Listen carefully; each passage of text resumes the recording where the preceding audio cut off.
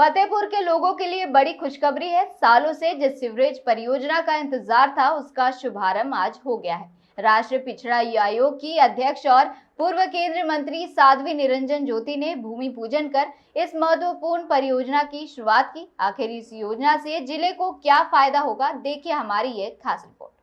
उत्तर प्रदेश के फतेहपुर जिले में विकास की दिशा में एक और बड़ा कदम बढ़ाया गया है।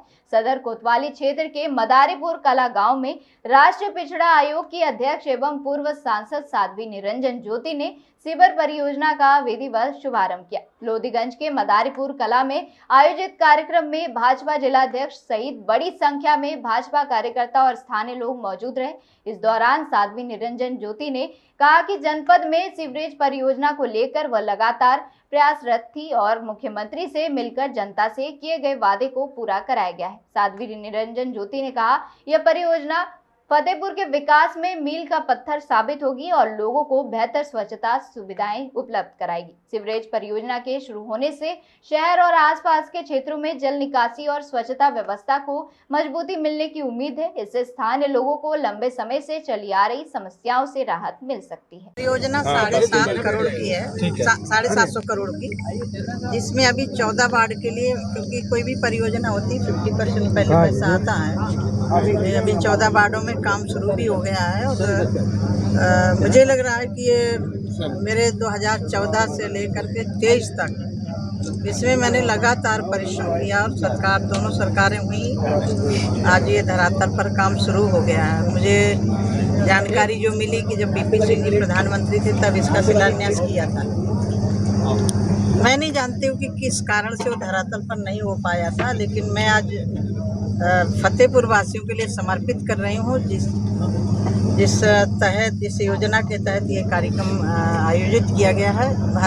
फतेहपुर के लिए सबसे बड़ी समस्या थी, बरसात में यहाँ पानी भर जाता था, सीवर का पानी रोड में आ जाता था। अब सीवर का पानी रोड में नहीं आएगा। जहाँ हम सब लोग बैठे हैं यही ट्रीटमेंट सेंटर बन रहा है और आपने देखा होगा बगल में नाला भी है, बहुत बड़ा नाला है।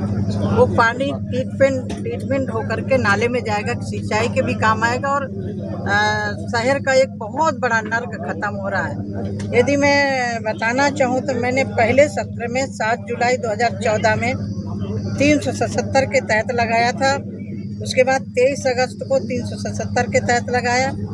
16 सितंबर को माननीय शहरी विकास जो तत्कालीन हमारे वेंकैया नायडू जी थे, उसके बाद 11 जनवरी को माननीय मुख्यमंत्री तत्कालीन उत्तर प्रदेश अखिलेश यादव जी थे, लेकिन उन्होंने इसकी स्वीकृति नहीं दी।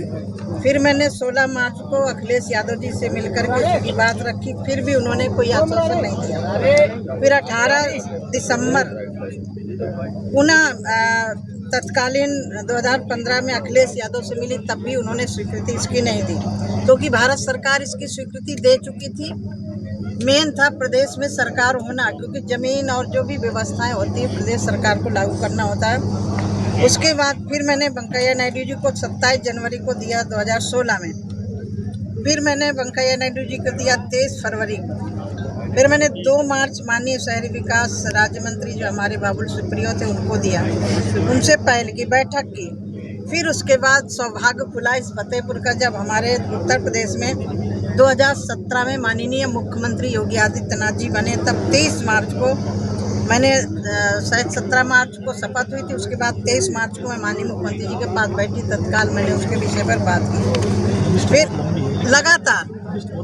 लगातार मैं ये बताना चाहती हूँ कि बहुत सारे लोग इसको कंफ्यूजन कर रहे हैं। मैं इसलिए कहना चाहती हूँ कि किसी का काम किसी को श्रेय हमारी भारतीय जनता पार्टी को जाएगा, क्योंकि केंद्र में जब प्रदेश में सरकार बनी तब ये काम स्वीकृत हुआ। मैं इतना ही कहना चाहती हूँ कि जो मैंने 5 वादे किए थे 2014 में आकर के, वो था केंद्रीय विद्यालय, मेडिकल कॉलेज, जो सदर का अस्पताल है उसमें मूलभूत सुविधाओं की व्यवस्था हो, जिसके सिविल एक्सरे मशीन की थी, सिटी स्कैन मशीन थी। हमारे ज़िले में पाइपलाइन से गैस है, वो भी पूरा हुआ। ये 23 मैं पूरा आपको भिजवा दूंगी। 23 में आकर के इसका पूरा परियोजना का पैसा अनुमोदित हुआ उत्तर प्रदेश सरकार से, केंद्र से पहले हो चुका था। फिर ये आकर के 10 अक्टूबर 23 को इसकी बैठक होकर के प्रदेश सरकार में बजट में इसका पारित किया गया। ये मेरे 5 काम थे जिनको मैंने फतेहपुर में आकर के 2014 में मैंने वादा किए थे कि मैं ये काम करूंगी। रोड बनना एक अलग विषय है, रोड तो लगभग पूरे जिले के आप देख रहे होंगे सही होंगे। 2024 में मैं यहाँ से जनता ने मुझे कुछ मतों से पीछे कर दिया, वो काम नहीं हो पाया। लेकिन आज भी जो भी सड़कें प्रधानमंत्री सड़क योजना की बन रही हैं वो मेरे कार्यकाल की ही स्वीकृत सड़कें बन रही हैं, क्योंकि नई तकनीकी से बन रही हैं। मैं लगातार अभी आयोग की अध्यक्ष हूँ, अध्यक्ष के नाते भी मेरी प्राथमिकता जिले की है। मैं सांसद हूँ या न हूँ, क्योंकि मेरी फतेहपुर की जनता जिसको मैंने अपना परिवार माना है, उस परिवार के लिए जब तक इस शरीर में सांस रहेगी तब तक मैं फतेहपुर की जनता के लिए काम करती रहूँगी। मुझे लग रहा है कि शायद इस काम के लिए पहल नहीं की गई होती। लेटर लिखना एक अलग विषय हो जाता, लेकिन लेटर के साथ साथ पहल करनी पड़ती है, अधिकारियों के साथ बैठना पड़ता है। जैसे सपोज आपका विजयपुर वाला मार्ग है, पहले 35 करोड़ का हुआ, फिर वो काम नहीं हो पाया। 8 करोड़ का पैसा शेष बचा, उसको सिलेंडर करवाया। सिलेंडर करवाने के बाद फिर 99 करोड़ का वो बजट पास करवाया।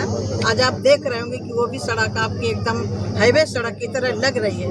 तो मैंने जो फतेहपुर में वादे किए, ये पूरा 750 करोड़ से लागत का जब दूसरा ले जाएगा उसका पैसा आप आते हैं। कितने सालों का प्रोजेक्ट है ये? क्या निगरानी की जाएगी? गुणवत्ता को लेकर के हमारे सभी पदाधिकारी, हमारे जनपद के जो हमारे जनप्रतिनिधि हैं, सबकी जिम्मेदारी है कि उसकी गुणवत्ता सही रहे, और कहीं भी शिकायत मिलेगी तो उसको मैं जरूर संज्ञान में लेकर के गुणवत्ता में हम समझौता नहीं करेंगे।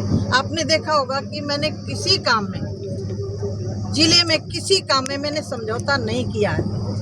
दिक्कत ये हो रही कि हम सब लोगों को आगे आकर के इसमें देखो, एक राजनीतिक होता है आरोप लगाना, एक सचमुच में किसी भी काम के लिए धरातल में उतारना, ये एक व्यक्ति के लिए काम नहीं हुआ है, पूरे शहर के लिए हुआ है, पूरे नगर के लिए हुआ है। और बाजार में बहुत सारे लोग आते हैं। मुझे याद है कि मैं 2009 में आई थी, गाजीपुर में एक बैठक लेनी थी। उस समय बरसात का सीजन था, यही तामेश्वर मंदिर के पीछे छोटी नौका चल रही थी। वो भी दिन मुझे याद है। तब दोबारा वो हमारी आगे आने वाली पीढ़ी को न भुगतना पड़े, इसलिए हमने प्रयास किया है। और आज मैं बहुत दिन से इस कार्यक्रम के लिए लगी थी, इसका पूजन करते हैं, फिर ये काम करें। हो गया के लिए जहाँ तक लाई थी, जहाँ छोड़ी थी वहीं पे है कि हमको देखने को मिल जाए तो देखने को भी नहीं मिलेगा। ये भारतीय जनता पार्टी की सरकार है, और भारतीय जनता पार्टी की सरकार में केंद्र नगर पालिका है, महानगरों में अभी नहीं हुआ है। पर बहुत भाग्यशाली हो कि जो दीदी बता रही थी कि बहुत से वार्डों में पानी भर जाता है, अध्यक्ष जी भी कह रहे थे, कहीं पे आपको वो जो पंप वाला इंजन होता है वो भी लगाना पड़ता है।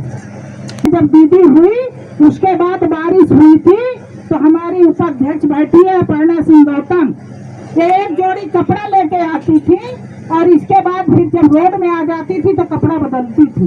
ये स्थिति थी।